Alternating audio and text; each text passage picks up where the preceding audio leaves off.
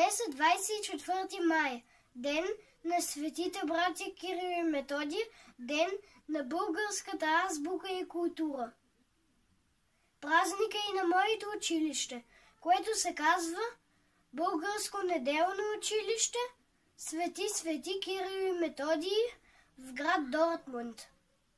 В този ден искам да благодаря и на учителката ми, госпожа Александрова, за знанието и вдъхновението, които ни дава.